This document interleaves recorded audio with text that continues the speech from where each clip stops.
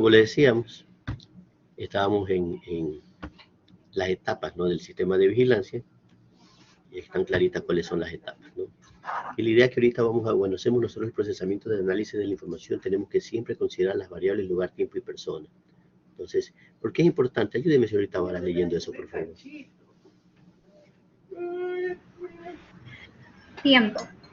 La distribución de los casos en el tiempo permite el establecimiento de hipótesis acerca del comportamiento de una enfermedad. En general, nos interesan 3 tipos de tendencias de... Ya. Bueno, creo que ya tenemos claro desde la primera clase o segunda, creo que hablamos de las variables lugar, tiempo y persona, y ya sabemos que hay morbilidades que son estacionales, que presentan más en invierno, que se presenta más al inicio en la clase, que se presenta con mayor frecuencia en los feriados, o de repente, porque hay mayor captación y tamizaje, o sea, se presenta mucho más tamizaje y por ende más casos. O sea, tenemos la idea que según el comportamiento en el tiempo, cuando nosotros analizamos la curva del tiempo, vamos a ver que estas curvas se pueden presentar de diferentes maneras, ¿no? Entonces, tenemos una curva de tiempo que le denominamos que es secular, ¿no? Entonces, cuando nosotros vemos un gráfico y vemos que es una curva secular, es cuando nosotros vemos la información por diferentes años, miren, 2005, 6, 7, 8, 9, 10, cuando vemos el comportamiento secular, es decir, el comportamiento por muchos años, ¿de acuerdo? Y aquí yo he hecho un gráfico de barras, pero esto es un error. Siempre cuando nosotros analizamos comúnmente tendencias del tiempo, comportamiento en el tiempo, debemos usar gráficos lineales. El gráfico de barra, como vemos aquí, o el pie, ese pastel, esos pastelos, los gráficos de barra comúnmente se utilizan en un tipo de variables, las variables nominales. ¿Cuáles son las variables nominales, señorita Varas? ¿Las recuerdo? Las variables nominales. Sí.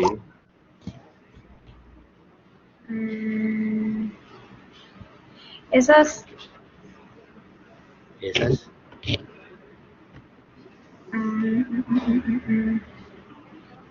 No las recuerdo. Son aquellas que, a ver, ¿quién me ayuda con las variables nominales? A la una. Vamos, señorita Chávez. Ayúdeme, ¿qué es una variable nominal? Las que no tienen un orden. Claro, cuando tienen un nombre, una asignación, una categoría, pues no hay ningún orden ni nada entre ellas. Por ejemplo, sexo, hombre, mujer, no importa, ponga hombre primero, mujer, no importa. Estado civil, tienen categorías, pues no existe ningún orden. O sea, tienen un atributo, pero no son, no tienen un orden entre ellas, ¿no?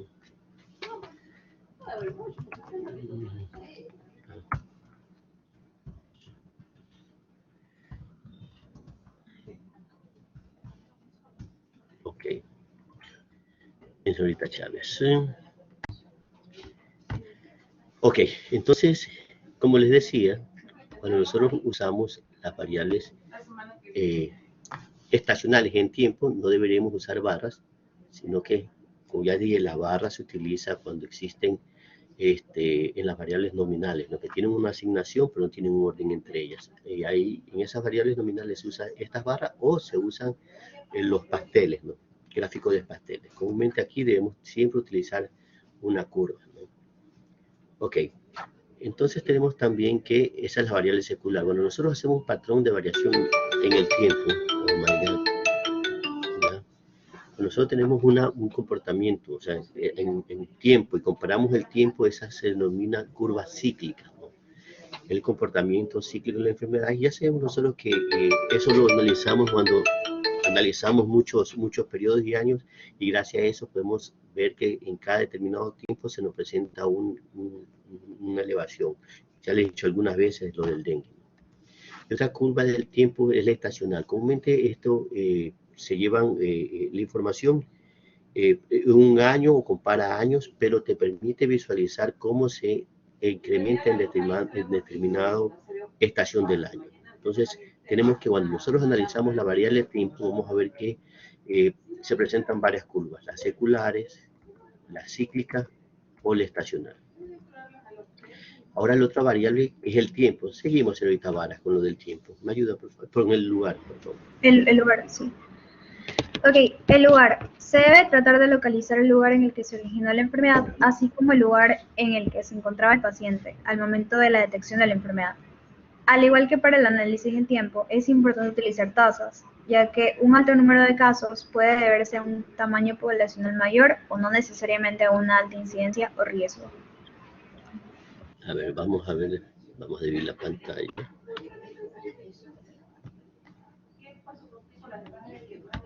Ya, maximizamos así. Ya, ya. ¿Qué me puede decir usted de esa diapositiva? De la variable lugar. Eso ya hemos conversado por mucho tiempo.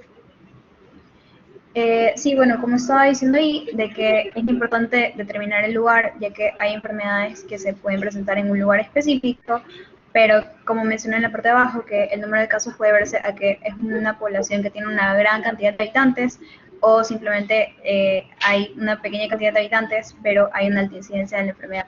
No sé si me expliqué con esto.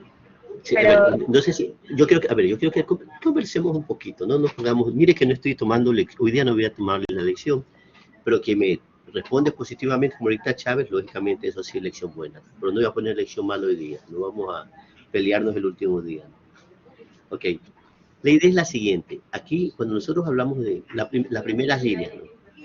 Recordemos que no es lo mismo decir dónde vive el paciente, que de dónde procede el paciente y dónde se infectó el paciente. Son cosas muy diferentes. No sé si de repente llega un paciente, yo le hice el ejemplo de un paciente que vive en Bolívar, lugar de residencia Bolívar, lugar de procedencia, esa persona que vive en Bolívar se fue a Santa Elena, yo les dije, recuerden, se fue a Sí, Santa Elena, se con el enfermó en caso Santa de Elena, dengue. el caso de dengue, y vino a Guayaquil. ¿De dónde vino? De Santa Elena.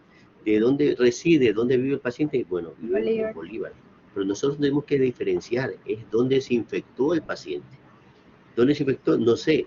Entonces es importante establecer sí los lugares, pero sí también tiene que establecer análisis, o sea, se considera el lugar, pero tenemos que considerar también el tiempo para poder nosotros más o menos determinar dónde fue el lugar donde se infectó.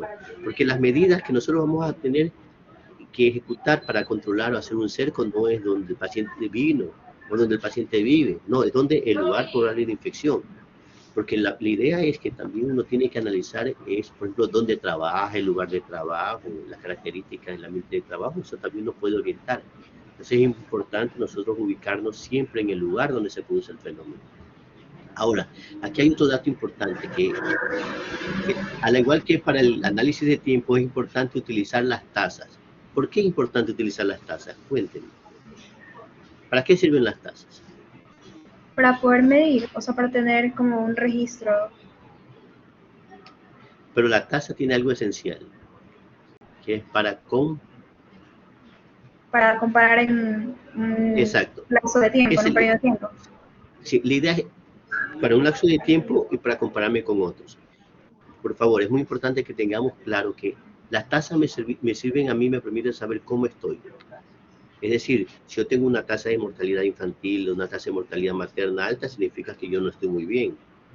O eso es comúnmente en países subdesarrollados. ¿No? Acordemos un ejercicio, para eso es una tasa. Y nos acordamos que la tasa es también para compararme conmigo mismo en el tiempo. Pero algo muy importante de la tasa es poderme comparar con los demás. Un principio básico de la epidemiología es la comparabilidad.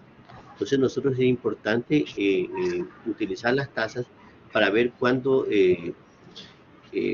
este aumento, incremento, porque nosotros podemos, que en el tiempo puede haber algún tipo de modificaciones, pero puede estar orientado por el cambio del denominador, por mucha migración, algún cambio en la población, alguna cosa de esas. O sea, nosotros para poder comparar, insisto, no son números, sino siempre para comparar debemos analizar las tasas. Y por favor, léame esta parte de aquí. A ver. El análisis, El análisis. el análisis epidemiológico de los datos de vigilancia se orienta a la identificación de un aparente exceso en la ocurrencia o el riesgo de ciertas exposiciones, enfermedades o muerte en relación a un grupo de personas, un periodo en tiempo, un área geográfica específica. Sí, muy bien. Gracias, señorita Calderón. Un gusto haber Varas. conversado con usted. Calderón, Varas, que estoy pensando. Varas. Gracias, Rita. Sí, sí, gracias. Se me mezclaron, sorry.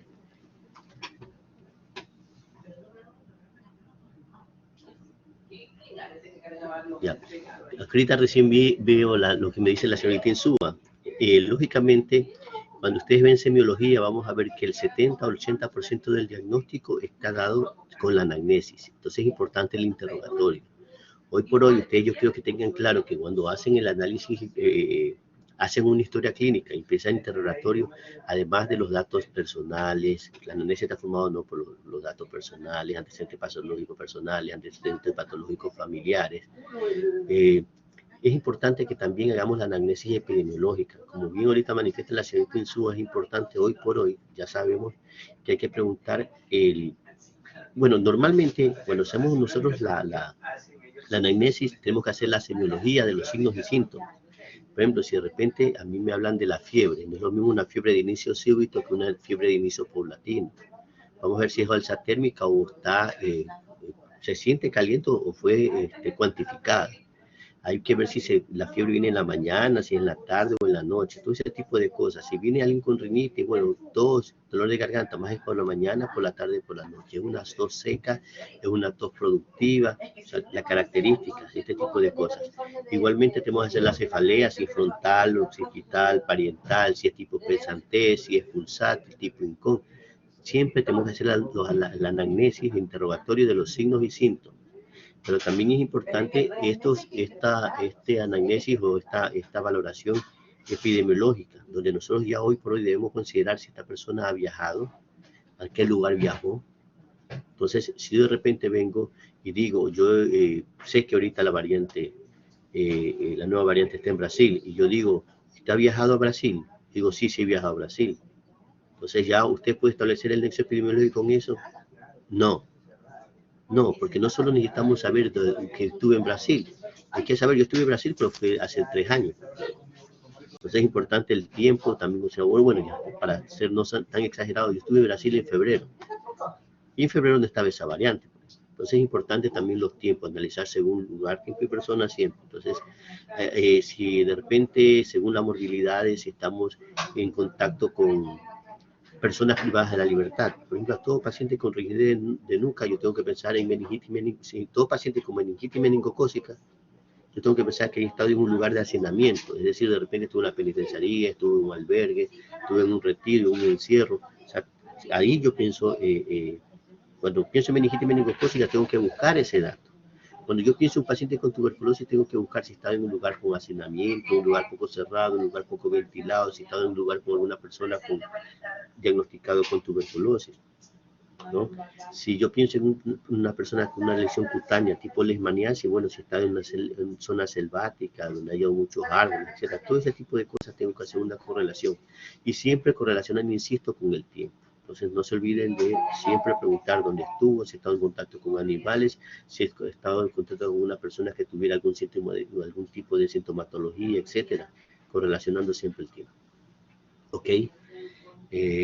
Ahorita, por favor, me ayuda la señorita Carbo.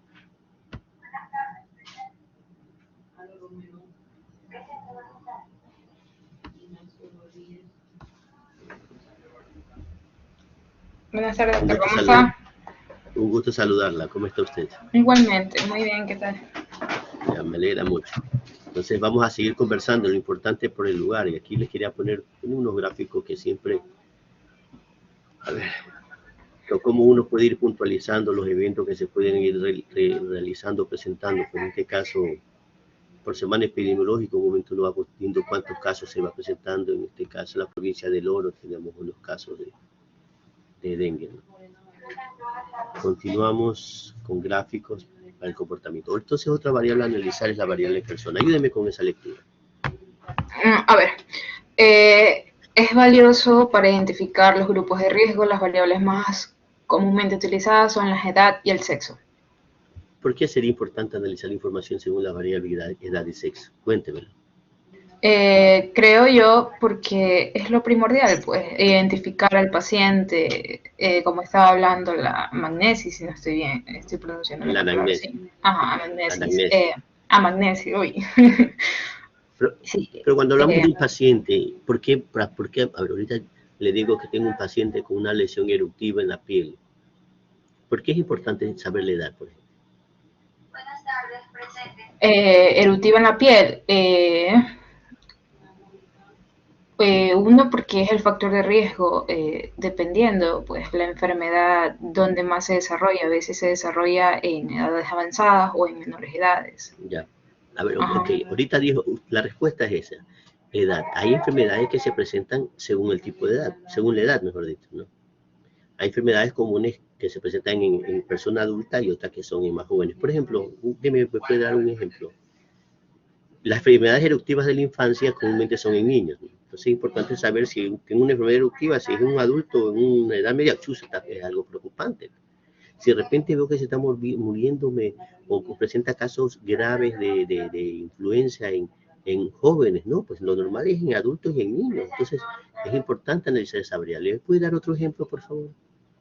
De una enfermedad, podría ser comúnmente en niños hígado graso y, ¿En niños qué? bueno, hígado graso, Ah, el hígado graso en niños. ajá, en infantiles sí se presenta, en adolescente, hígado graso no alcohólico y ya se podría decir adultos mayores, ya sería hígado graso alcohólico, podría ser.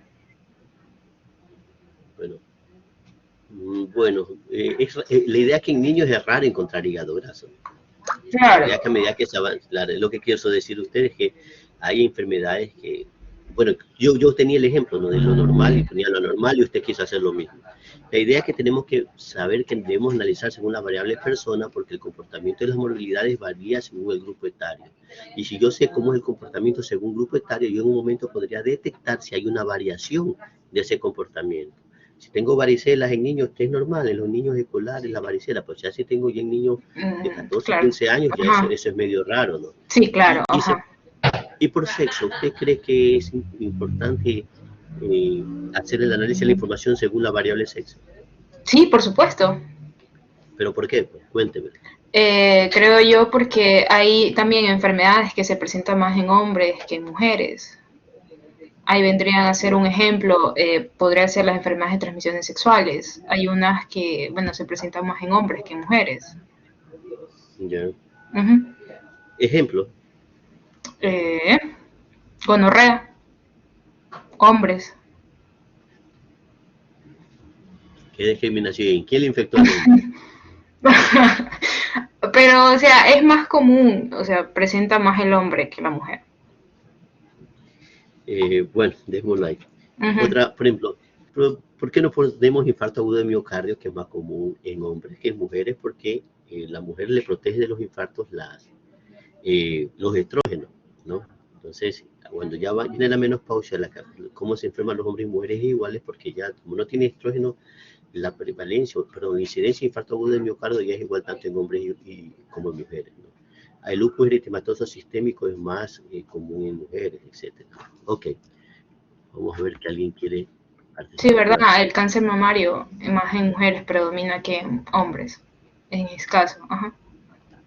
Sí, se me fue la imagen, ¿qué pasó? Ah, ya.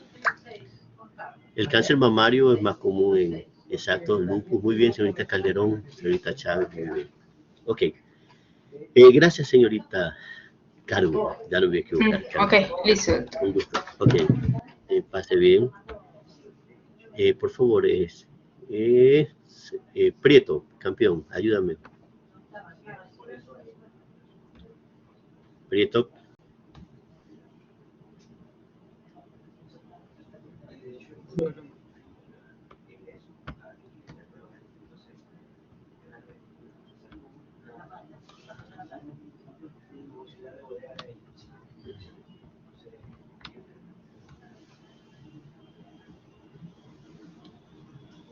¿Qué fue, Prieto? Activa tu micrófono. Oh, ¿qué tal? Gusto saludarte. ¿Cómo te va? ¿Todo bien?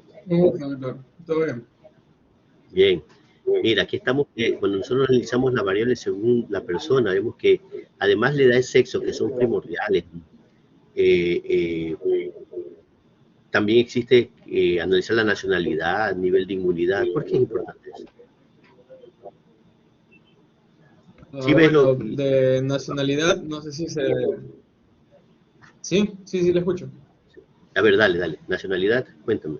A ver,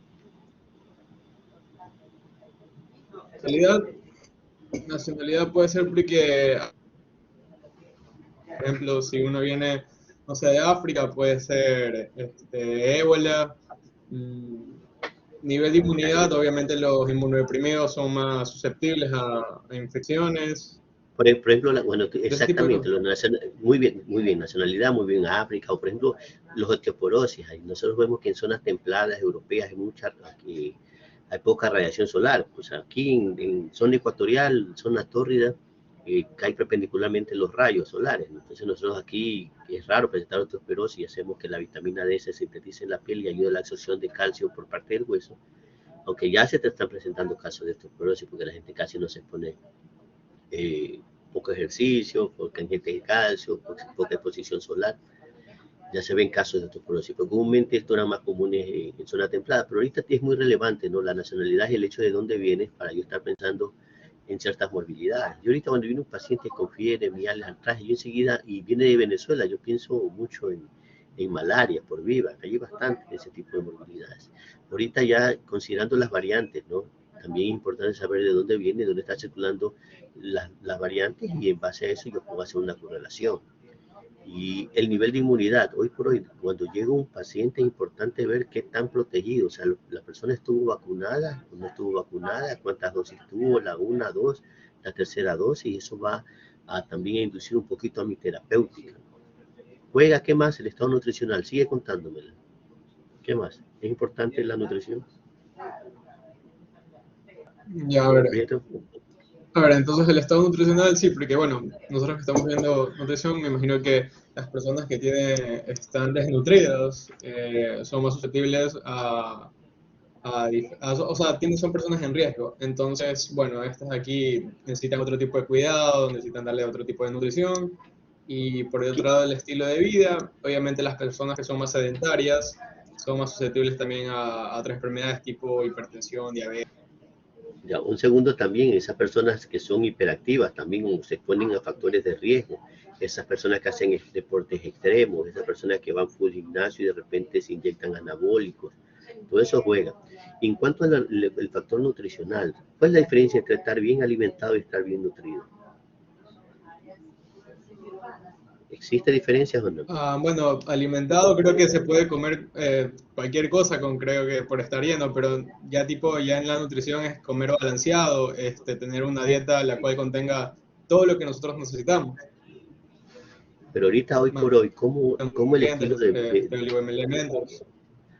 Bueno, ustedes deduzco que viajan, ¿no? Y ustedes ven en otros países full McDonald's, full hamburguesa. Y es como parte hasta como que almuerzan hamburguesa. Que de repente la gente comúnmente come la hamburguesa de noche por ahí, de repente cuando estamos medio, no, mejor dicho, ¿cómo les digo? No es un almuerzo para nosotros. De repente es un gustito que uno se da por ahí, pero no lo consideramos almuerzo. En otros países consideran como un almuerzo una hamburguesa. Entonces la nutrición, la gente que come mucha obesidad, sobre todo en países desarrollados, la gente que vive rápido y de repente no se nutre adecuadamente con una dieta balanceada. Entonces es importante diferenciar, una cosa es que coma mucho, otra cosa es que esté bien nutrido, la calidad de los alimentos que cada vez es un factor que juega en el estado inmunológico. Bueno, como decía, estilo de vida, quien tiene estilos de riesgo, lógicamente, además como tú muy bien lo manifestaste, el sedentarismo y todo que conllevan, y la malnutrición conlleva a la diabetes, a la hipertensión, etc. La escolaridad, continuamos.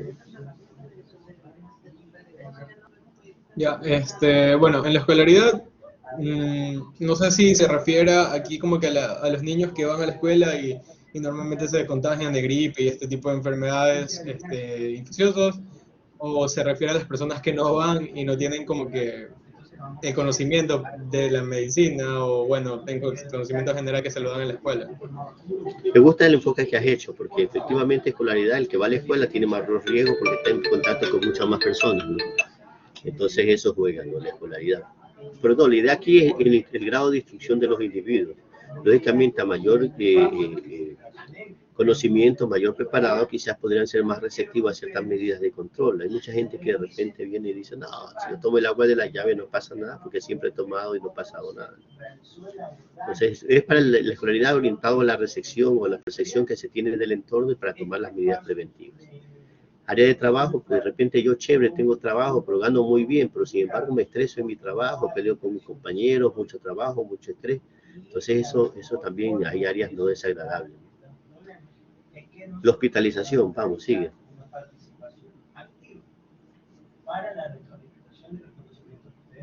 Hola, ¿te frisaste? Bueno, lo digo yo. Me Lo que quiero imagino, explicar... A ver, lo expreso yo. Lo que quiero exponer cuando hablo de hospitalización. Bueno, comúnmente hay quienes dicen, no, yo quiero que mi paciente salga del hospital, pero bien curado. Todavía lo veo medio, no sé cómo, no, yo quiero que siga en el hospital, que salga bien. ¿Sí? Entonces la idea, puedes apagar la cámara para que no se te frise. La idea es que cuando una persona está más tiempo hospitalizado, es más propenso que de repente le dé una infección asociada a la atención de salud.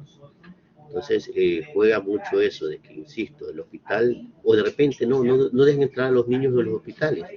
Menores de edad no deben entrar a los hospitales, pues dicen, no, yo sí sabido, le pagué al guardia y trae y hice entrar al niño. ¿Pero por qué no deben entrar? Por su falta de desarrollo inmunológico y porque en el hospital, insisto, hay microorganismos, hay una fauna, una serie de microorganismos que podrían infectar a un visitante, y sobre todo si es niño, que no tiene un buen desarrollo del sistema inmunológico. Entonces es importante saber que hay factores que repercuten, ¿no? Si la persona está hospitalizada o no está hospitalizada. Si está hospitalizada por mucho tiempo, hospitalización es un factor de riesgo. Como dice ahí, un factor de riesgo y también el nivel socioeconómico es otro factor que condiciona. Así es, Prieto. Un gusto conversar contigo y señorita Calderón, por favor.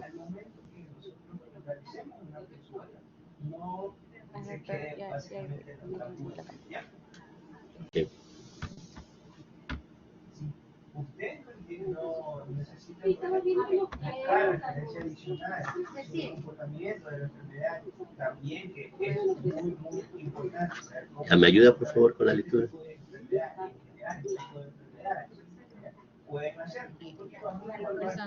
Las características para describir una persona enferma son tres. Son las características personales, actividades, nivel socioeconómico. Las categorías o grupos de edad dependen de la enfermedad de interés. Las características de distribución de las enfermedades por edad pueden ser usadas para decidir los grupos de edad que se manejan en el sistema de vigilancia. Las categorías o grupos de edad seleccionados para utilizar en los datos de vigilancia numerador deben ser conscientes de que los datos de población de un denominador disponibles, al igual que para la variable tiempo y lugar, que se deben utilizar las tasas para mantener el análisis de los datos de personas. Y lo que quiero decir aquí, ¿no? Que cuando yo analizo, a ver, vamos así, que cuando nosotros analizamos la información, nosotros tenemos que considerar que, por ejemplo, si yo quiero el comportamiento de una prevalencia en menores de 5 años, yo tengo que saber que tengo que contar con la población de menores de 5 años. Es decir, tengo que ser coherente de la información que yo tengo como denominador para yo poder poner el grupo o categorizar el numerador. Esa es una lógica que nosotros en el Ministerio ya se están establecidos los grupos prioritarios por los grupos de edad y comúnmente todas las morbilidades se manejan dentro de esos grupos etarios para hacer poder analizar el Doctor, comportamiento. una pregunta. Dígame. ¿Esto tendría que ver con la tasa de mortalidad infantil, la tasa de mortalidad para menores de 5 años, como la otra vez vimos? Efectivamente, lo que quiero decir es que cuando nosotros analizamos ese dato, analizamos esa información, está relacionada con las poblaciones que nosotros podríamos, o sea, lo que digo aquí, tenemos que tener un conocimiento de las poblaciones, que tenemos que tener las poblaciones de análisis con las que vamos a analizar, ¿no? Entonces, comúnmente, insisto, para todas las morbilidades aquí dentro del Ministerio, dentro del país, se establecen ya grupos etarios, ¿no? Intervalos de menores de 1 año, de 1 a 4 años, de 5 a 14 años, de 15 a 19 años, y así. Hay una escala donde casi todas las morbilidades se manejan de este grupo. Pero es importante nosotros sí analizarlo por grupo etario, porque ya manifestamos que en un momento dado se puede presentar un incremento en un determinado grupo etario, Y eso no representa que cuando analizamos todo como que se enmascara y no se visualiza que existe un problema en un grupo etario. No sé si vamos a entender con esto. Sí. Que si analizamos el global, estamos bajos. Pero si analizamos por grupo etario, vemos que un grupo etario determinado se ha incrementado significativamente y ahí nosotros podemos detectar. Pero hay detectar un brote, pero hay una lógica. Yo puedo decir, a ver, ¿qué era brote, conglomerado y epidemia? Todo era más casos observados que los esperados en un lugar de tiempo. Y yo, como sé los casos que esperamos, ya vamos a ver lo que se denomina canal dinámico para eso. ¿Sí? Pero antes quiero que conversemos qué es una curva epidémica. Disculpen el exceso de letras aquí, pero ¿qué es una curva epidémica? Curva epidémica. Para identificar una epidemia es necesario conocer la frecuencia procedente de la enfermedad. Una de las maneras más simples y útiles es construir una curva epidémica, que consiste en la representación gráfica de las frecuencias diarias, semanales o mensuales de la enfermedad en un eje de coordenadas, en el cual el eje horizontal representa el tiempo y el vertical las frecuencias. Las frecuencias pueden expresarse en números absolutos o en tasas de tiempo. En tasas, y el tiempo puede ser días, semanas, meses o años. Miren, la idea es que siempre cuando nosotros hacemos, cuando hay un brote, una epidemia, hay lo que se denomina una curva epidémica. Es decir, el comportamiento normal de toda epidemia que coge, se eleva, hace su meseta y desciende. Todo tiene su inicio y todo tiene su final.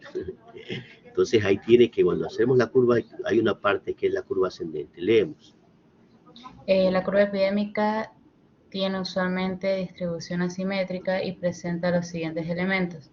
La curva ascendente, que representa la fase de crecimiento de la epidemia o cuya pendiente o grado de inclinación indica la velocidad de propagación de la epidemia, que está asociada al modo de transmisión del agente y el tamaño de la población susceptible. Ya. No sé si me estoy haciendo entender que hay una curva y esa curva cuando empieza a ver si me están viendo. A ver, ahí.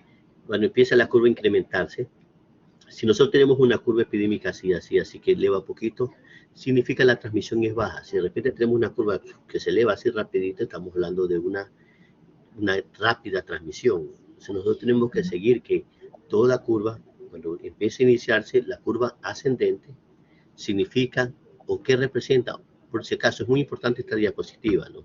Es muy importante esta diapositiva. La curva ascendente representa es la fase de crecimiento de la epidemia, ¿sí? Fase de crecimiento, cuántos casos se van presentando, y durante más rápido, más brusca, significa que la transmisibilidad es mayor, ¿no? La velocidad de propagación es mayor, ¿no? ¿Ok? Y ahí viene otro pedazo, que es cuando llega a su pico, es el punto máximo o meseta. ¿Qué significa eso? El punto máximo o meseta que pueden ser naturalmente alcanzado o truncado por alguna intervención temprana. Bien, vamos a ver si vamos a hacer esto de aquí.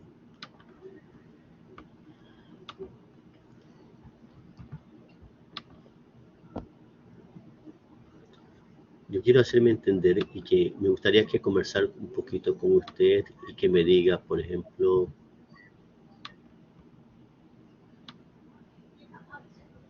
esta es la curva ascendente, ¿no? Y llega a su pico o meseta. Ya no aparece nada. Ahí sí. Esto de aquí, ¿qué significaría? Alta transmisión. ¿Y cuándo llega aquí hasta este punto? O sea, ¿cuál punto?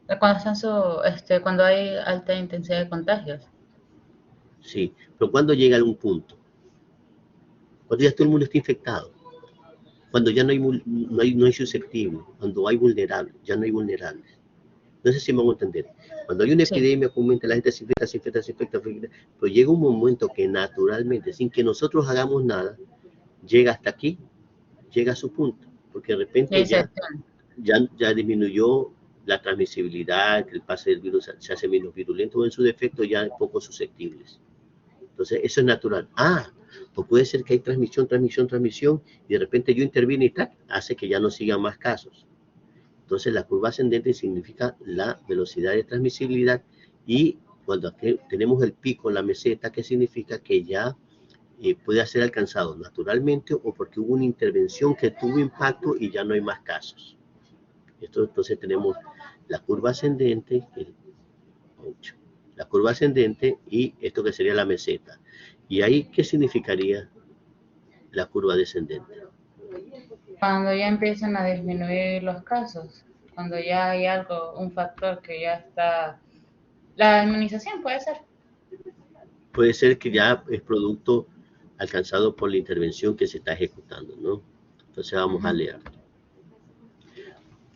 Por favor, no importa, yo sé que ya leyó eso, pero léalo de nuevo, por favor. La curva ascendente que representa la fase de crecimiento de la epidemia y cuya pendiente o grado de inclinación indica la velocidad de propagación de la epidemia, que está asociada al modo de transmisión de la gente y al tamaño de la población susceptible. Claro, mayor susceptible, mayor transmisión. El modo de transmisión de la gente, hay cierto tipo de transmisión, como por ejemplo la respiratoria, que es mucho mayor que, o sea, la más difícil controlar es la respiratoria. Y ahí hablamos que, bueno, ya llegaba al punto, el de la meseta, leemos el de la meseta o punto máximo. El punto máximo o meseta que puede ser naturalmente alcanzado o truncado por alguna intervención temprana. Mire que puede ser naturalmente, y naturalmente llega ahí la curva. O puede ser porque hay una intervención que hace que no siga subiendo la curva. Y ahora viene la descendente.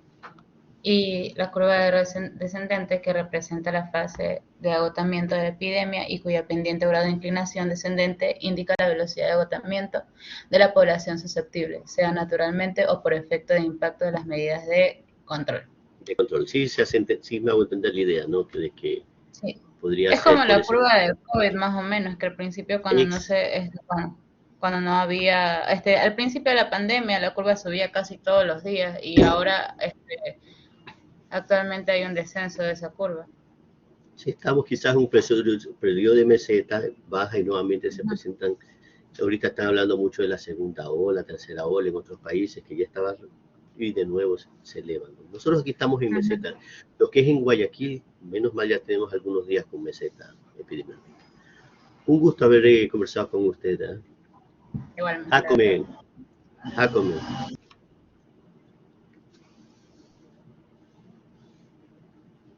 Yo enciendo la cámara.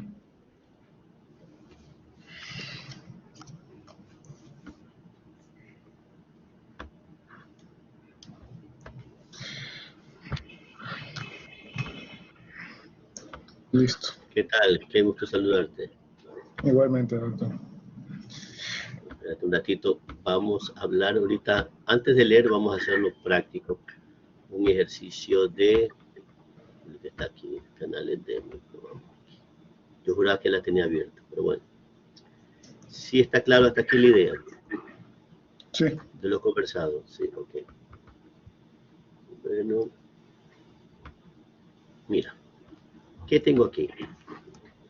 Un dato histórico del comportamiento de una enfermedad X, ¿no?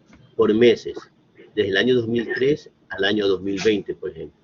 Y aquí tenemos los casos de enero, febrero, marzo, abril, de todos los años, ¿no? Sí se entiende esta tablita, ¿verdad? Ajá. A ver, entonces vamos a hacer algo. Vamos a sacar ahorita el promedio de los eventos registrados todos los meses de enero, el promedio de esto de aquí, ¿sí? ¿Cómo yo hago para sacar el promedio? Sumo todo y lo divido por la cantidad de eventos. Ok, entonces aquí tenemos automáticamente, vamos a poner aquí el promedio y tenemos el promedio de esto. Y mira qué va a pasar acá. Yo voy a graficar el promedio. Voy a arrastrar esta fórmula. Y ese es el promedio. ¿Ok? Grafico en una curva el promedio.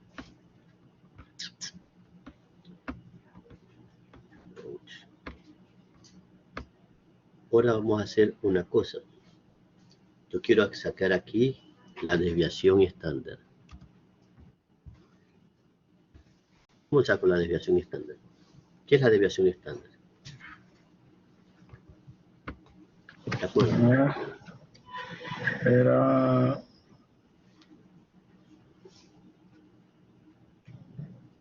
Se me olvidó el concepto. A ver, vamos a ver. Un ratito. ¿Qué significa este signo? Sumatoria. Ok. De las...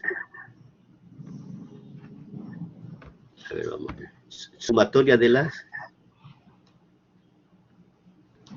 Era del No hay que promedio. pensar... A ver, antes de la sumatoria tengo que pensar es la raíz cuadrada. La raíz cuadrada.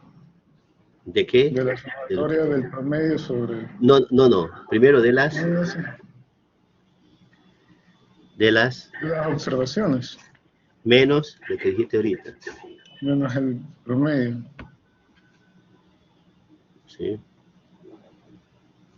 Elevado. Elevado al cuadrado. Dividido.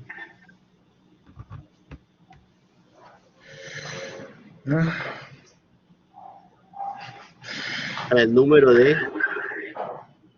El número de observaciones menos 2 o No, menos de 1. menos 1. Menos 1 Menos cuando es uno. mayor. O sea, ya me confundí de nuevo. ¿Qué Y es la ahora sí, desviación estándar? A ver, exacto. ¿Qué es la desviación estándar? es la raíz cuadrada del número de las observaciones menos el promedio sobre las observaciones menos 1. No, te falta una cosa. Elevado al cuadrado A de ver, la parte de arriba. espérate, no, es que ya se me olvidó de nuevo. Repítelo. Vamos otra vez. Es el número de observaciones. No, empecemos con... La raíz cuadrada más el número de observaciones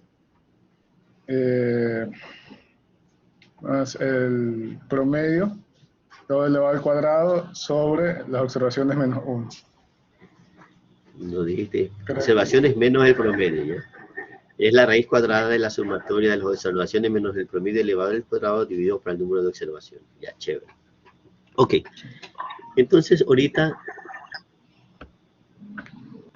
no sé si está claro que en los últimos, ni me acuerdo cuántos años puse aquí. Voy a hacer, aquí tenemos, ¿dónde está el valor? Allá, 8 años, ¿no? 8 años. Entonces yo voy a hacer el canal endémico del año 2021. Y para hacer un canal endémico yo necesito la información de histórica de mínimo 7 años. Con 5 se puede hacer un canal endémico, pero durante mayor cantidad de años mejor se hace el canal endémico. Entonces, ¿qué es? Todavía no lo sé. Ya mismo que aclare mis ideas, se los expreso.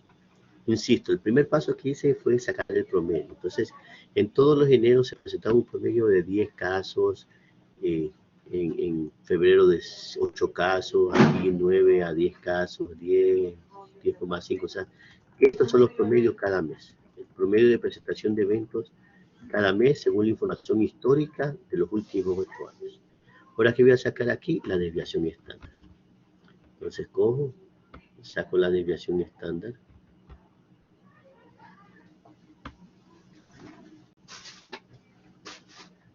Voy a encontrar máximo. Así está la desviación estándar. La desviación estándar.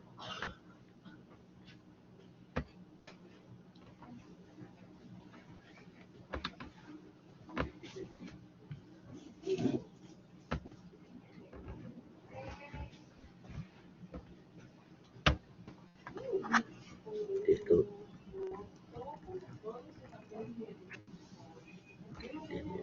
moverlo más casito, que no estoy viendo. Y ahí.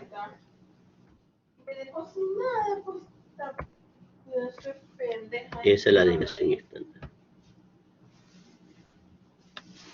Y arrastro la fórmula. Y ahora sí explícame, ¿qué es este valor de aquí?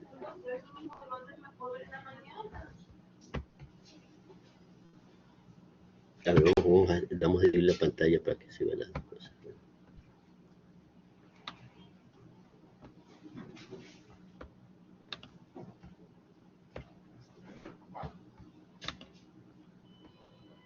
No te escucho, si estás hablando no te escucho. Perdón. Desactivar el micrófono. Eso lo sacamos con la campana de Gauss, donde creo que era un 90% cada vez en la primera ejerción estándar. Ahora 85%. No, no, no. Chuzo, Es que lo tengo en la mente, pero no lo tengo fresco. O sea, es cuestión de... ¿Quién me ayuda? Tírate un poco de agua para que te refresque. A ver, ¿quién me puede ayudar? ¿Quién se anima?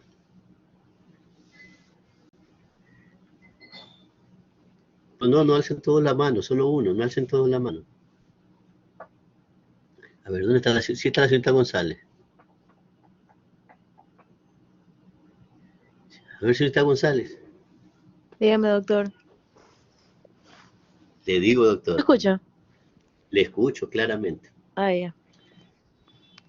Déjese ver. Oh, estoy oscura, es que tengo un dolor de cabeza. Ay, si fueran dos, fuera peor. No, en serio, es que Bueno, tengo fiebre, no sé qué tengo.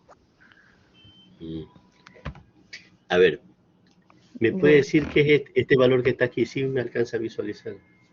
¿Qué visualizar el puntero?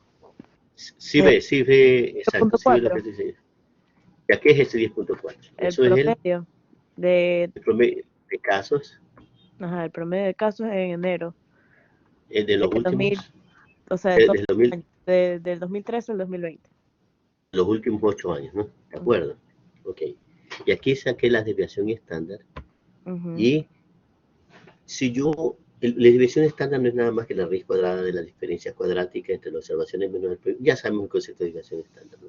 La diferencia cuadrática de las observaciones menos el promedio elevado al cuadrado, dividido por el número de observaciones menos 1. Ok. Ujú. Si yo cojo al promedio, le sumo y le resto una desviación estándar, ¿con qué intervalo de confianza estamos trabajando? Con,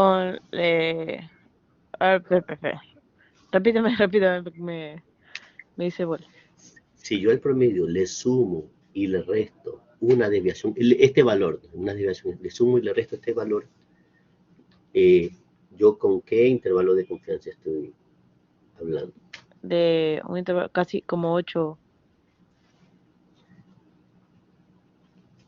O sea, el intervalo debería ser de, o sea, si es 10 menos 4, es de 6 A ver, no de a 6 a, 14. no.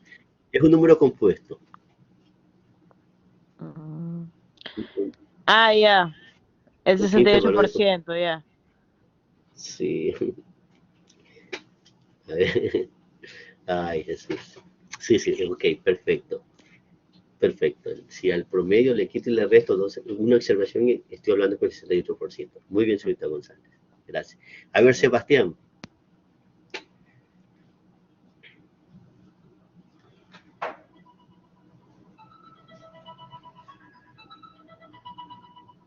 Sebastián Calderón. Doctora, dígame. Señorita Insúa. Sí, doctor. Un gusto saludarle. Hola, doctor. ¿Cómo le va? Muy bien. Bien, gracias a Dios. Un ratito. Acá está. Sebastián.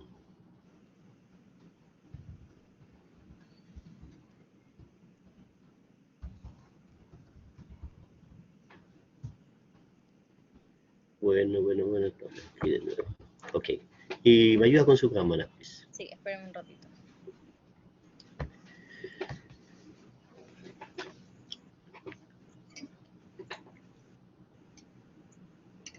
¿Cómo le va? ¿Qué tal? Doctor, ¿cómo está? Bien, gracias a Dios. Bueno, como le estaba comentando, si yo al promedio le sumo y le resto una desviación estándar, estoy trabajando con el 68% de confianza, ¿verdad? Con ese intervalo de confianza. Pero si yo quiero trabajar con el 95% de confianza, ¿qué debo hacer? Tiene que sacar 3 desviaciones estándar, me parece. ¿Ah? Tiene que sacar 3 ¿Qué? desviaciones estándar. A ver, una desviación estándar es el 68%. ¿Y con dos cuánto es? Con 2, no me acuerdo, pero me acuerdo que eran Pero 3. ahorita, lo de ahorita, no, dos.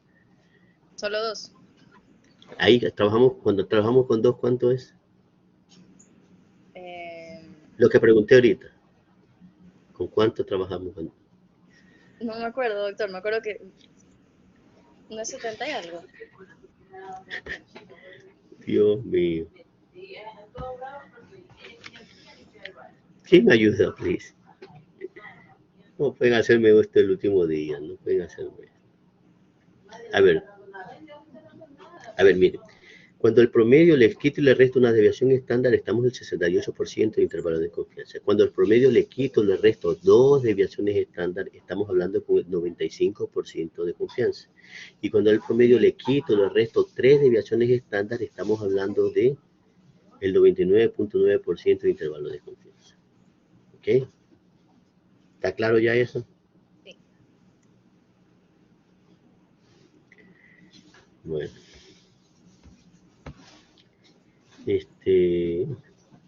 ¿No quedó claro eso? ¿Qué pasó? ¿Qué está pasando? ¿Están preocupados por otros exámenes seguramente? No, sí estaba claro, solamente que me confundí porque es de 96 a 99, según yo. O sea, yo me acordaba que nunca se podía hacer el máximo. Entonces, cuando hacíamos el gráfico, que yo lo anotaba en un cuaderno, tenía como tres desviaciones estándar 96. Pero lo anoté mal, Sí. probablemente. Bueno, miren, si yo quiero sacar, usted se está confundiendo que para sacar el 95% de confianza,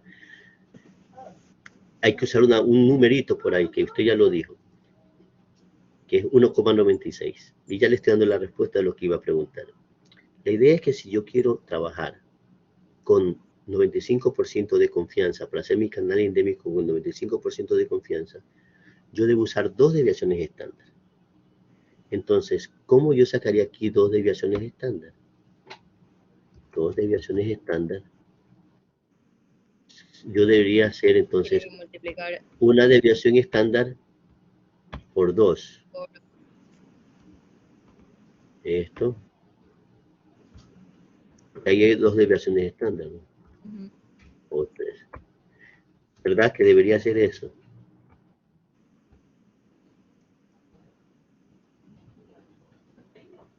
A ver qué pasa aquí. Alguien que me auxilie, ¿qué pasó aquí? Pero que tienes no que multiplicarlo por un número. Usted nos había dado para una fórmula para hacerlo de la desviación estándar. Ah, entonces no es así. ¿Por qué número tengo que multiplicar? No es solo por 2. Si no, ahorita lo que acabé de decir. 1.96 me dijo. Sí, exacto. Entonces, esto sería una desviación estándar por 1,96. ¿Sí? Entonces aquí sería una fórmula, esto por 1,96. ¿Qué pasa con la fórmula aquí? Bueno, va a tener que hacerlo así. 4,1 por 1,96.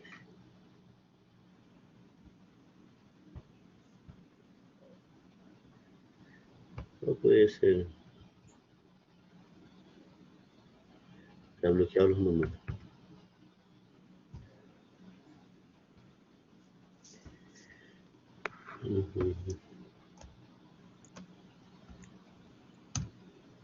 Ya. Es 8.03.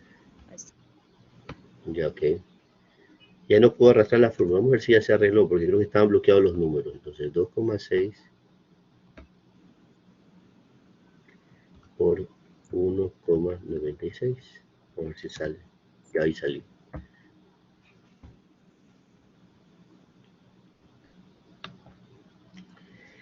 Bueno, déjenme hacer así.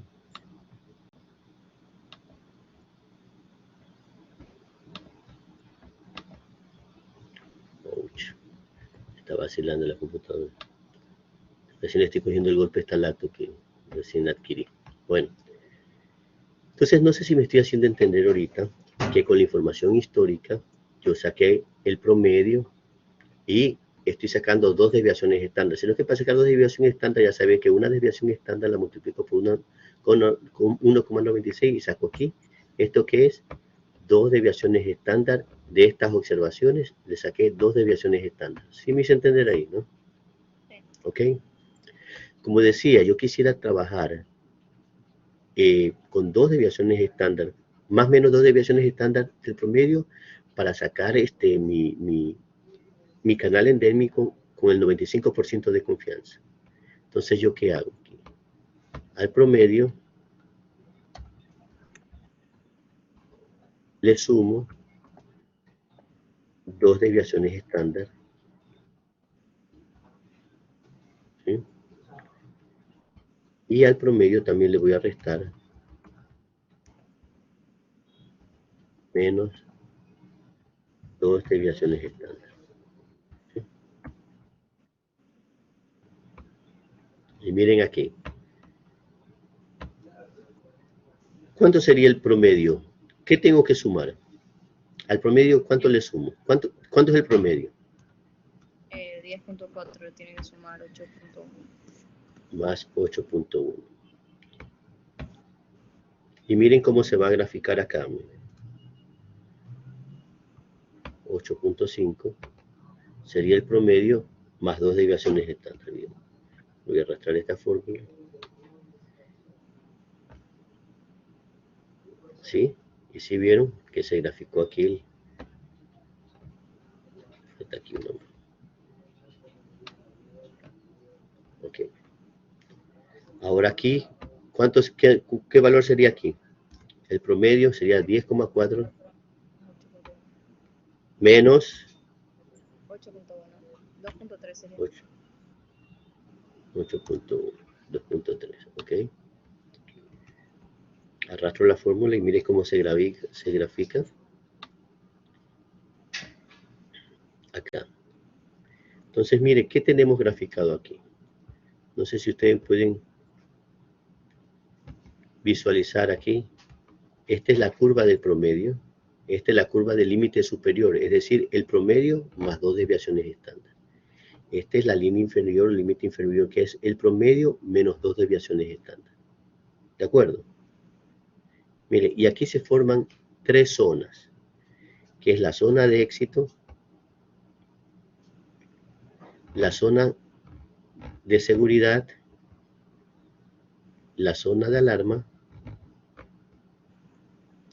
y la zona epidémica. ¿Sí? Dicho de otra manera, tranquilito. ¿Qué tenemos aquí? Vamos, que no, déjenme que me vean. Miren, lo que yo he hecho ahí, que todavía no, yo sé que todavía los tengo confundidos, ¿qué mismo es eso? Yo sé. Es, con la información histórica, yo hago un canal endémico. Como les dije hace un ratito, mínimo son 7 años, se hace un canal endémico. Pero yo lo podría hacer hasta con 5 años. Lo ideal es de 7 años. Durante más años tenemos más, o sea, es mejor el canal endémico. Es decir, yo con eso, yo puedo, con los datos históricos, yo puedo sacar cuántos casos espero que se presenten.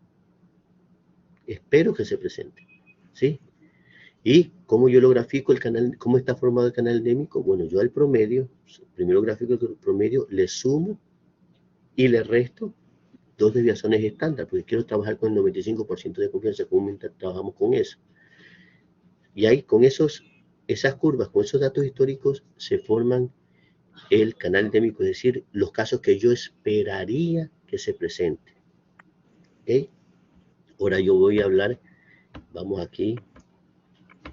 Este es el canal que yo hice para poder graficar el año 2021, por ejemplo, el año 2021, ¿sí?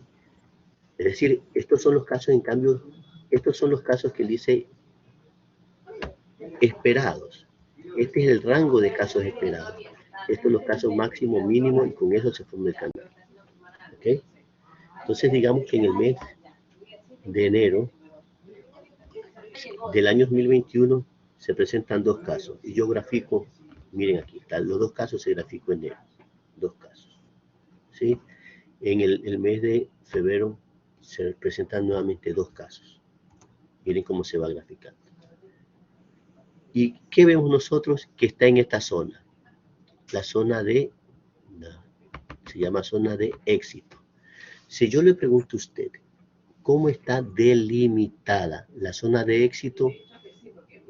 ¿Cómo está delimitada esta zona? Le digo, esta línea que está horizontal que está aquí es la línea basal. ¿Sí? Y esta línea se llama límite inferior. Ok, dígame, ¿cómo está delimitada la zona de éxito? Por el límite inferior y la línea basal. La línea basal. ¿Y cuál es la línea inferior? ¿Qué es la línea inferior? El promedio menos 2 divisiones estándar. Exacto, muy bien. Muy bien, gracias señorita Insú. Me gusta ver la salud. A ver. Señorita Ávila.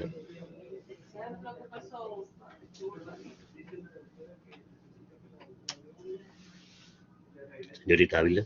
Sí, ya le enciendo la cámara.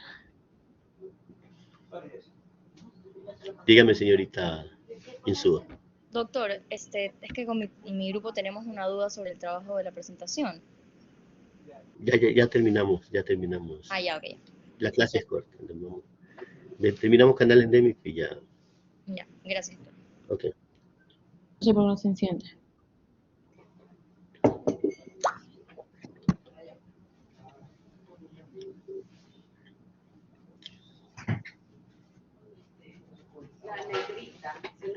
¿Qué tal? Gusto saludarla. ¿Cómo le va? Bien, ¿y usted cómo está? Todo bien, gracias a Dios. La verdad es que estoy haciendo unas preguntitas que no me están respondiendo. Me pone un poquito incómodo, pero me imagino que está en semana de exámenes y eso las Todo el pone. mundo está estresado. Estoy estresado. Pero ya, y eso me están estresando a mí. Pero entiende. Pero dígame, yo quisiera saber si me estoy haciendo entender cómo estamos en el canal endémico. O sea, el canal endémico es que me permita saber cuántos casos yo esperaría que se presenten. Y Ya. cómo yo hago el canal endémico con la formación histórica. Y cómo yo digo cuántos casos esperaría que se presenten. Bueno, yo lo haría si te saco el promedio de los casos que se han registrado cada mes, o pueden ser por semanas, epidemiológica, no importa. Saco el promedio y al promedio le sumo y le resto 2 desviaciones estándar y ahí tengo mi canal endémico. ¿De acuerdo? Hasta ahí estamos, creo, medio bien, ¿no? Ok. Ahora aquí en el canal endémico se forman unas zonas y ahorita lo único que sabemos es la zona de éxito, que está formada por la línea basal y esta línea que era, ya se me olvidó cuál era esa línea. ¿Cuál era esa línea? La de los promedios. ¿Promedio? No, o sea, la de inferior. Sí, la límite inferior es esta de aquí. ¿Cómo Ajá. está formada? ¿Cuál es esa línea? El promedio, o sea, es el promedio Sí, el promedio menos. menos 2 de ese. ¿Y qué es de ese? Desviaciones estándar. El promedio más 2 desviaciones estándar. Ok, esa es la línea, la zona de éxito. Bueno, vamos a seguir analizando. Estos son los casos que yo esperaría que se presenten, pero vamos a ver que de repente aquí se presentan 5 casos. Y vemos que ya los eventos se encuentran en esta zona. Esta zona tiene un nombre. Zona de seguridad. ¿Cómo está formada o delimitada la zona de seguridad? Está delimitada por esta curva y esta curva. ¿Sí? ¿Me ayudaría diciéndome cómo está delimitada la zona de seguridad? ¿Qué curva era esta que usted me lo dijo ahorita? Discúlpeme. La inferior. Sí, que era Promedio menos 2 desviaciones estándar. muy bien. Ah, entonces, y esta de aquí era, ¿qué curva es esta? La promedio. Ah, el promedio. Entonces, la zona de seguridad, ¿cómo está delimitada? Con la curva de promedio y la inferior. ¿Y cómo es la inferior? La del promedio y la de... La de promedio menos desviaciones estándar. Muy bien, menos 2 desviaciones estándar. Muy bien. Gracias, señorita Ávila. Sí. Bien. Me gusta haberla saludado. Cuídese. Igualmente.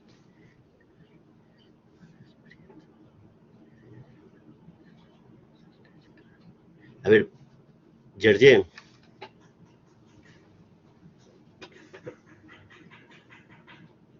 Ya prendo la cámara, doctor. ¿Sí me escucha? Ok, Ok. sí te escucho.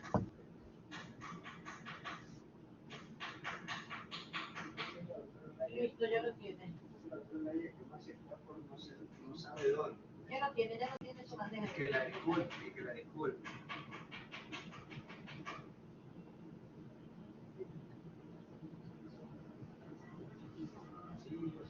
Ahora puede verme, ¿no? Está prendida la cámara, creo, ¿no?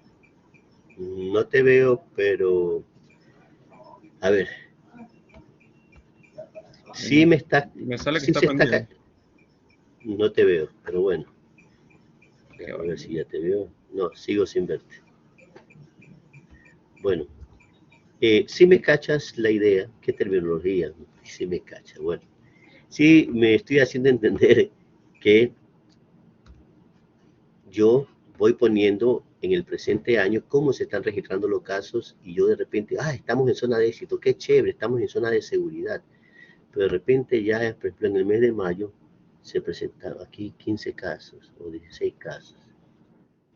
Ya el evento ya no están en zona de seguridad, ya está en esta zona que tiene un nombre. ¿Cómo se llama esta zona? Acá dice zona de alarma se llama. Entonces, si yo te pregunto cómo está formada la zona de alarma, ¿me ayudarías?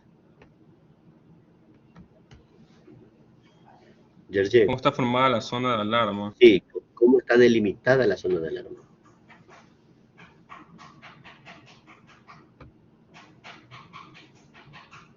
Tener que aquí se ponen 20 casos. ¿Cómo está delimitada la zona de alarma? Esto y esto. ¿Cómo se llaman estas líneas?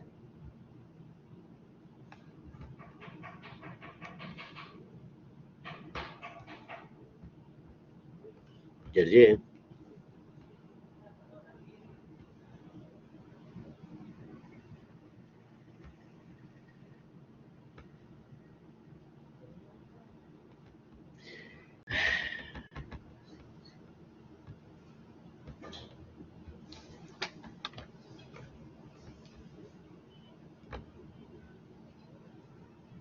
Yerjen, ¿estás ahí? Sí, aquí estoy, no me he ido. No me he ido. Pero ayúdame, pues, ¿cómo está delimitada la zona de alarma? ¿Me hago entender la pregunta? Con la línea 1 y la 2, ¿no? Con la... O sea, Esta es la zona de alarma. Está formada por... o sea, me habla del promedio y del límite superior. ¿Y la línea de límite superior qué es? ¿Qué es esta línea? ¿Cómo se dibuja esta línea?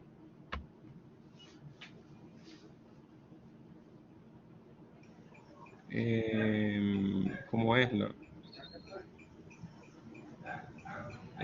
Esto de las dos divisiones estándar.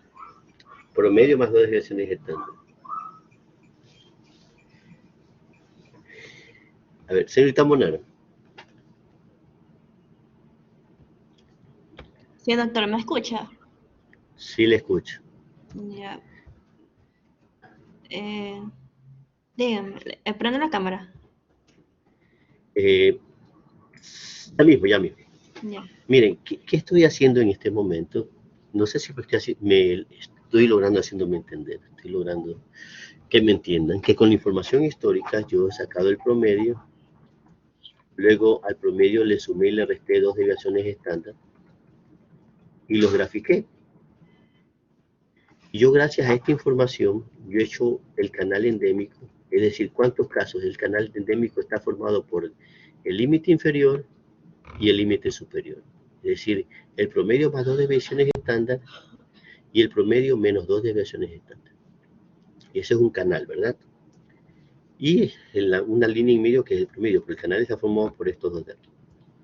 Eso es lo que yo esperaría que se presente. Ahora, sobre el canal endémico, yo pongo lo que está ocurriendo en el presente año. Y vimos cómo en el presente año se presentaron dos casos y estábamos aquí por abajo del límite inferior.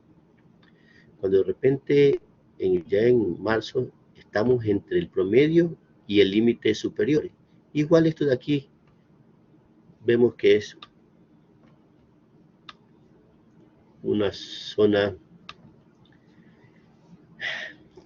esto es lo que denomina una zona llamada zona de éxito, ¿no? Es decir, estamos chévere aquí. Y bueno, estamos aquí entre el límite promedio y el límite inferior, o el promedio menos 2 desviaciones estándar, esto se denomina zona de seguridad. Entonces, hasta abril, chévere, estábamos en zona de seguridad. Pero ¿qué pasó? Cuando yo empecé a poner los casos que se registran en mayo, vemos que ya no estamos en zona de seguridad, estamos aquí en la zona de alarma. Miren, hasta julio estamos en la zona de alarma. ¡Ey! Algo está presentando, tenemos que tomar una alerta, porque si bien es cierto, está dentro de los casos observados, pero ya hay que ponerse, quien dice, estamos en zona de alarma, y hay que estar un poquito atento. De repente aquí ya se nos registra 38 casos, y aquí ya estaríamos nosotros en qué zona, señorita Monal.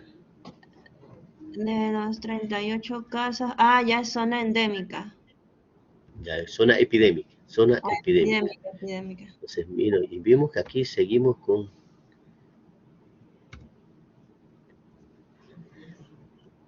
Sigue en zona epidémica. Entonces, hey, alarma, ya se nos está presentando un brote, se nos está presentando una epidemia. ¿Sí? ¿Me estoy haciendo entender? Sí. Ahora sí, prende la cámara.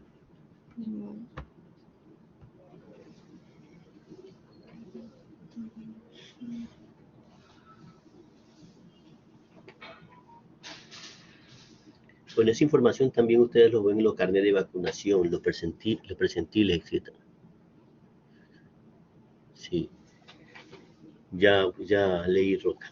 Bueno, sí me hago entender, ¿no? Que nosotros vamos a hacer un canal endémico para ver cuántos casos esperaríamos, sobre lo cual nosotros ponemos los casos que se están presentando, los observados. Es decir, ¿cuántos casos esperados en el canal endémico? Y ahí pongo los observados, cómo se están presentando los casos. Y a medida que cómo se van presentando los casos, yo digo, estamos en zona de éxito, chévere, estamos bien en zona de éxito.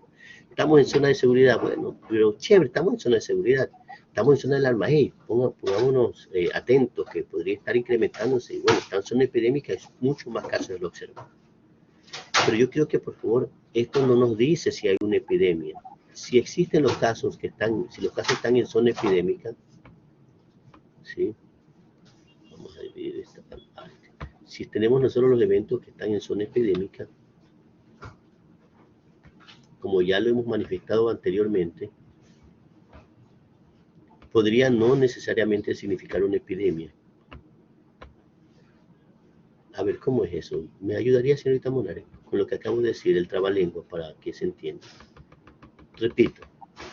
Sí. Si yo aquí si yo veo ahorita, hago mi canal endémico y veo que los casos están en zona epidémica, ¿eso significa que hay una epidemia? Yo diría que no necesariamente. O sea, nomás he tenido como dos, como en agosto y septiembre. Pero los demás meses, o sea, se han incrementado desde marzo más o menos, diría como que desde mayo a septiembre, pero no necesariamente una epidemia. Yo diría que será como que aumente más en los siguientes meses y se mantenga. A ver, le cuento que hay epidemias que se llaman puntuales, que pueden durar ni siquiera un mes, sino 15 días. Por ejemplo, imagínense alguien que tenga un alimento mal conservado, una carne, y se hubo un apagón en esa semana en ese frigorífico y el niño ni se enteró, y después cuando hacen el expendio de la carne, bueno, digamos en el restaurante, y viene esa carne que estaba ya, perdió su cadena de frío y se produce ahí un brote que dura 5 días o 2 días, o un día puede durar, o pocas horas. Es decir, se acaba la carne, se acaba el brote. Se incrementan los casos y se acaban los casos porque ya se acabó la fuente común. Entonces, una curva así es por fuente común. En cambio, hay infecciones que sí pueden durar de fuente propagada, es decir, que pueden durar la curva alta por varios días, ¿no? O, en este caso, a veces lleva la información por semana epidemiológica y el hecho de que esté en un mes elevado ya es bastante, son 30 días. O sea, efectivamente podría, mire la palabra, podría ser un brote.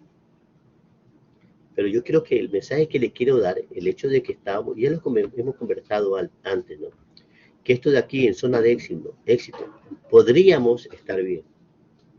Podríamos. yo quiero que tengan la idea que el canal endémico es una herramienta que nos permite establecer cuántos casos esperados y yo monitorear, de acuerdo a la información observada, cómo está el comportamiento de la curva. Si la curva está aquí y celebra en zona epidémica, chuzo, puede ser un brote que se está registrando.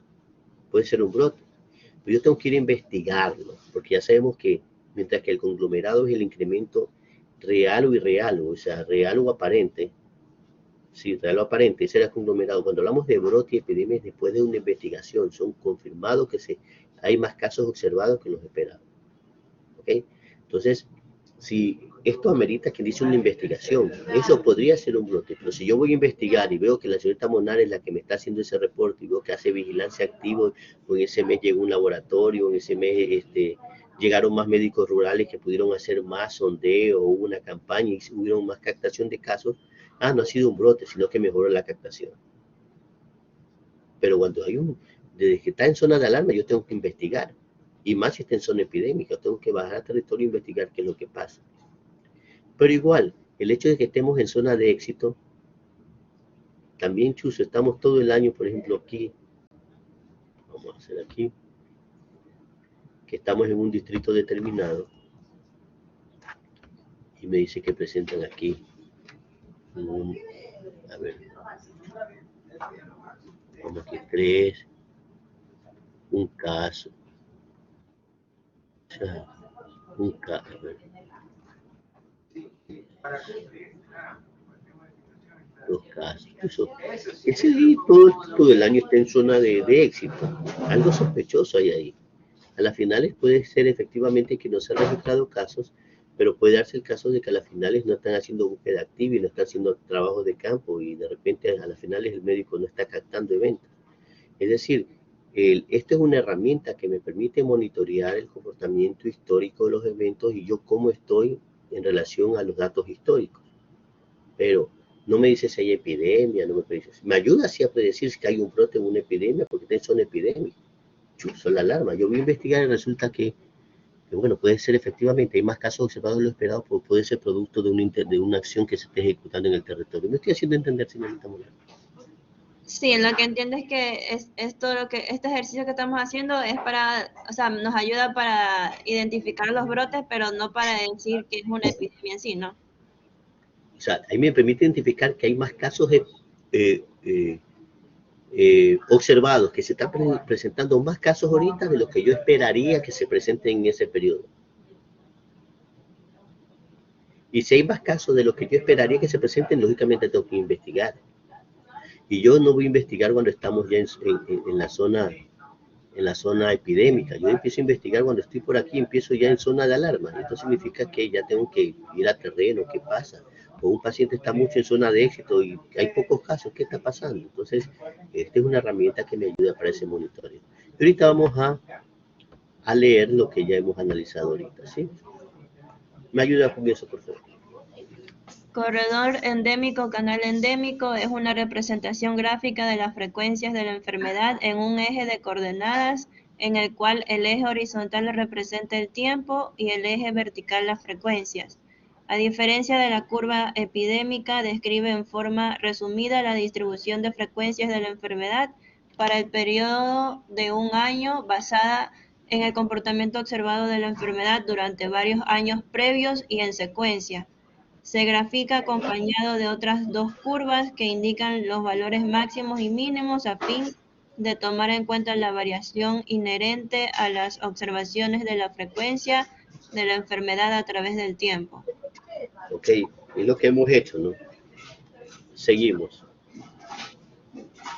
El corredor endémico expresa en forma gráfica la distribución típica de una enfermedad durante un año cualquiera. Captura la tendencia estacional de la enfermedad y representa el comportamiento esperado de dicha enfermedad en un año calendario. En los servicios locales de salud, el corredor endémico es un instrumento útil para el análisis de la situación epidemiológica actual de una enfermedad, la determinación de situaciones de alarma epidémica y la predicción de epidemias. Para ello, básicamente se debe superponer la curva epidémica actual, frecuencia observada, al corredor endémico, frecuencia esperada. O sea, el comportamiento histórico me da la frecuencia observada y en el corredor pongo a ver, la frecuencia observada lo pongo sobre el canal endémico, que es la frecuencia esperada. La frecuencia esperada es como se forma el canal, con más o menos 2 desviaciones estándar. Y ahí sobrepongo los casos que se me va presentando, por ejemplo, como vimos y vamos poniendo nosotros el año 2021, a medida que se va poniendo los datos, vemos en qué, si está en zona de éxito, zona de seguridad, zona de alarma. Aquí, como verán más en un momento, se puede hacer los canales endémicos de la forma en que yo lo hice. Es decir, con más o menos 2 desviaciones del promedio, ¿no? Pero yo podría hacer también canales endémicos con cuartiles, es decir, el cuartil 2, saco el cuartil 1 y el cuartil 3, y ahí se forma el canal endémico, que si se dibuja la misma zona, o sea, con la misma lógica. Wow. Bueno. Y aquí está cómo se forman los canales, no, las zonas. Ayúdeme nuevamente usted. O un ratito, disculpe, señorita Roca, que hace un rato no estuvo ahí. ¿Alguna pregunta, señorita Monar? ¿Todo bien, no? Creo que no hay interrogante. Todo bien. A ver, señorita Roca. Ok, señorita Roca, ya está por aquí. Ya arregló la situación.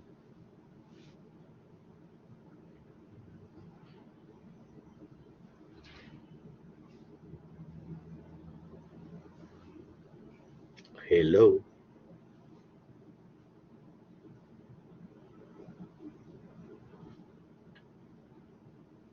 Sí me ve, doctor. Sí, la visualizo. ¿Cómo está? ¿En la universidad? No. Sí, doctor, estoy en la universidad. Wow.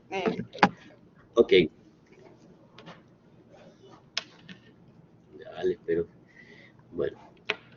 Sí.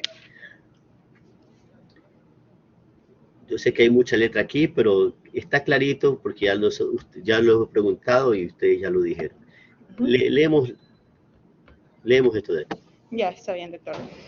Corredor endémico o canal endémico. El corredor endémico expresa la tendencia estacional de la enfermedad y tiene los siguientes elementos.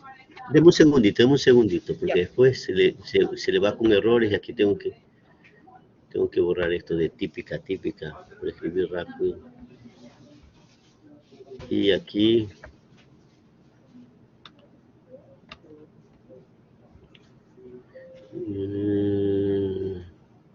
ok. Un segundo, aquí.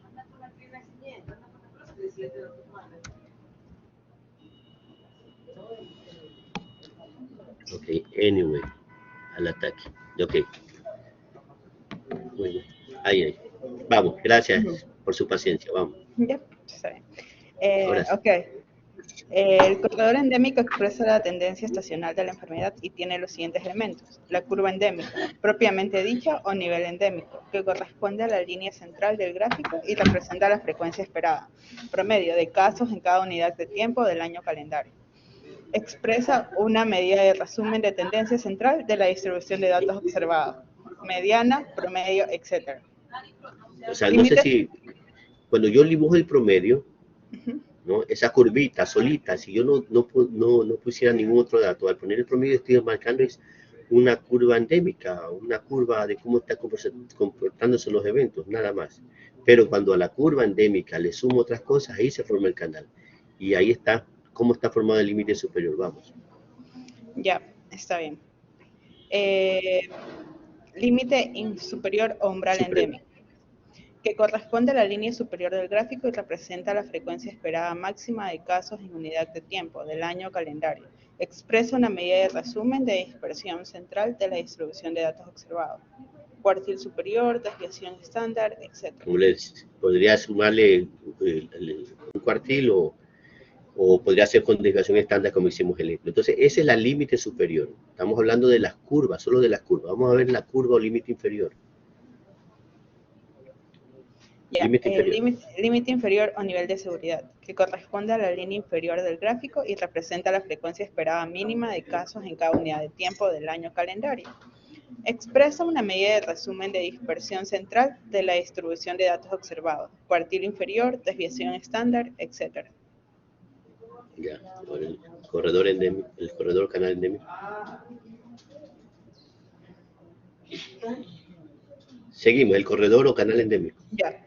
El corredor o canal endémico corresponde a la franja delimitada por los límites inferior y superior del gráfico y representa el rango de variación esperado de casos en cada unidad de tiempo del año calendario.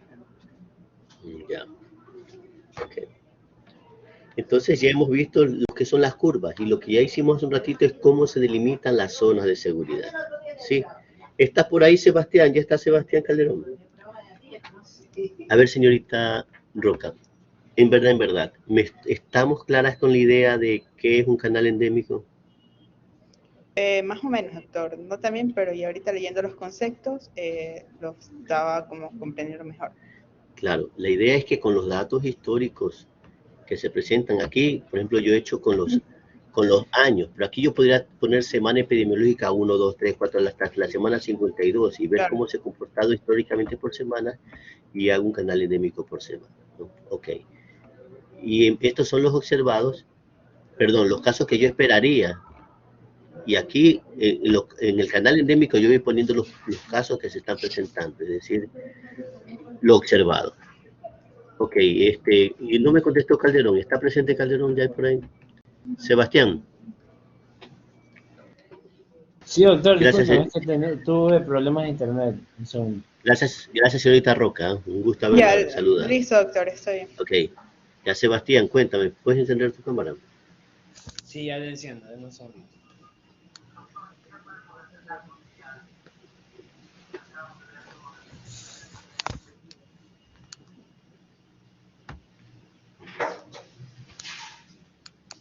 Listo, chicos. Muy bien. A ver, vamos a ver. Tengo dos personas también. ¿Ya me puede ver?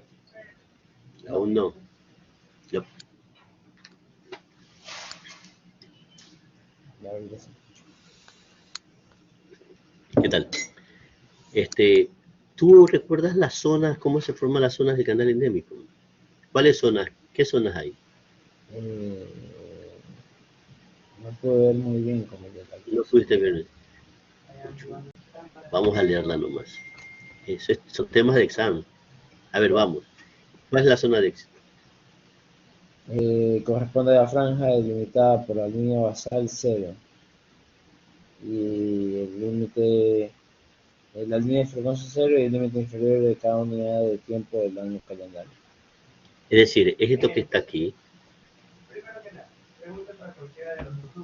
La línea basal, que sería esto de aquí, la línea basal 0 y el límite inferior. El límite inferior es esta curva que se forma cuando yo al promedio le resto dos desviaciones estándar.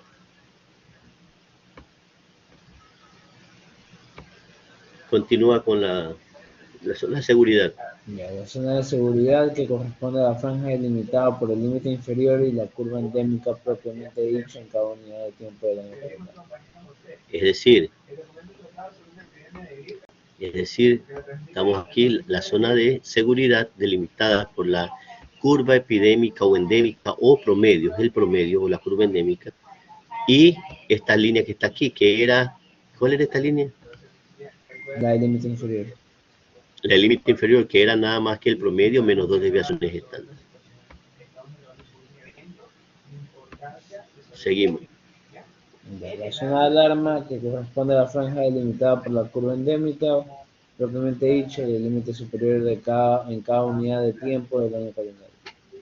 Sí, ya sabemos que esta es la curva endémica o curva del promedio.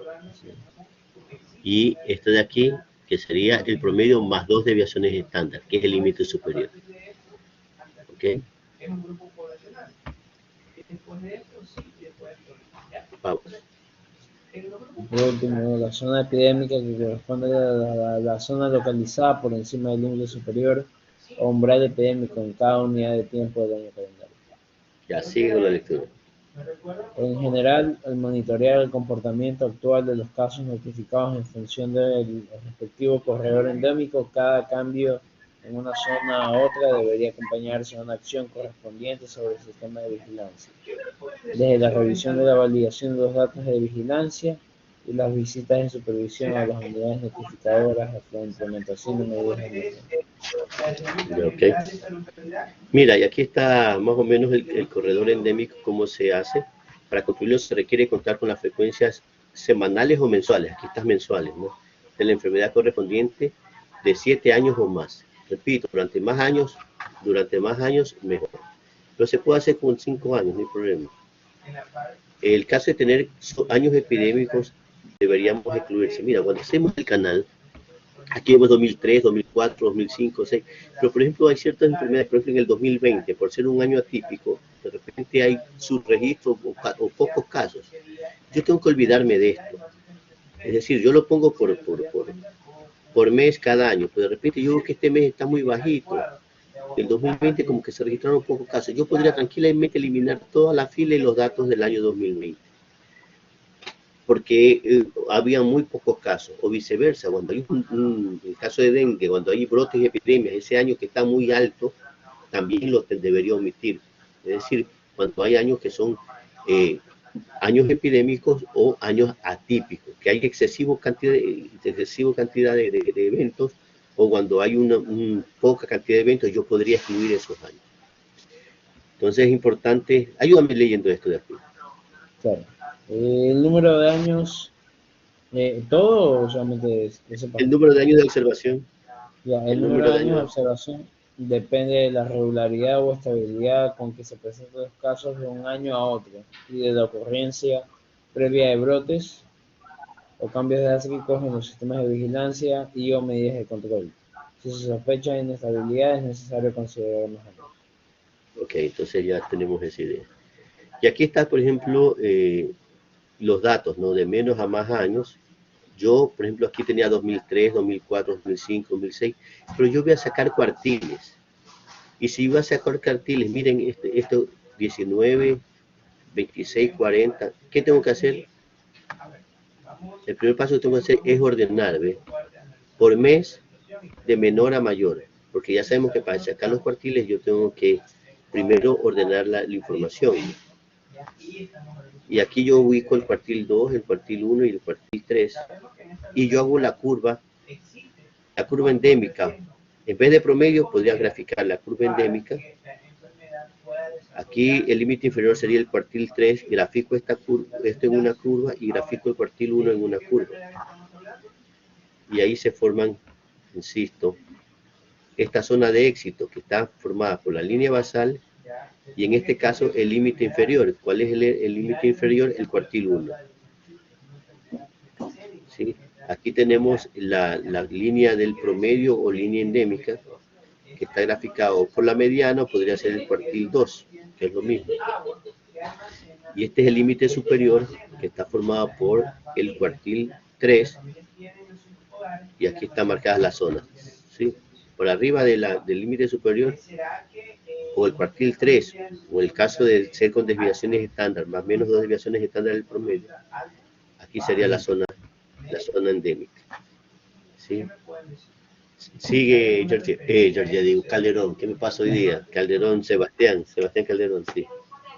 Una vez elaborado el canal endémico con un gráfico dividido en zonas, se procede a graficar sobre el mismo los casos que ocurren por mes en el año actual. Así podemos ir formando una línea de puntos por meses y observaremos si caen zonas de éxito, seguridad, alarma o epidemia.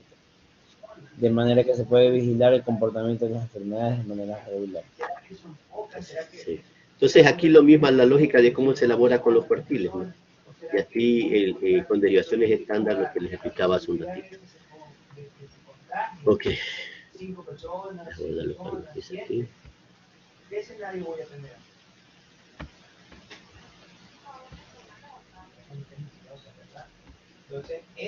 Sí.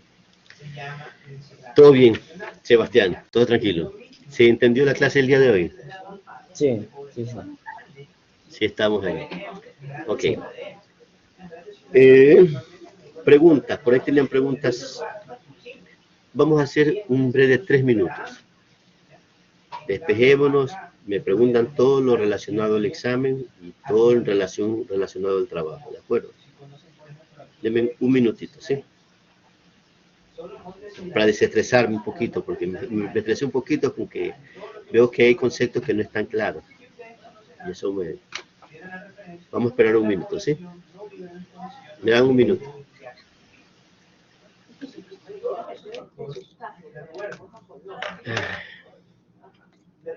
Hay más determinantes.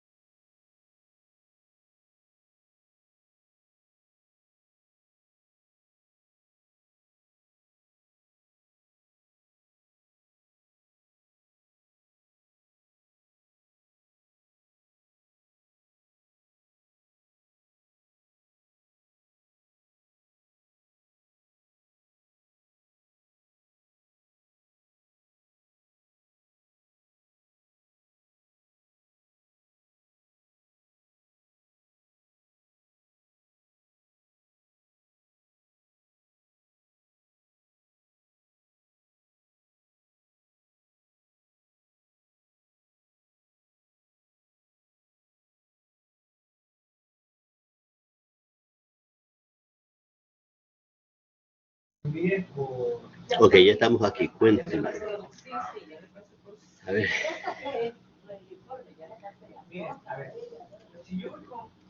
Con equipo de trabajo, espero que haber logrado transmitir durante este periodo ciertos conceptos básicos de lo que es la epidemiología y sobre todo poder desarrollar en ustedes un principio que es muy básico.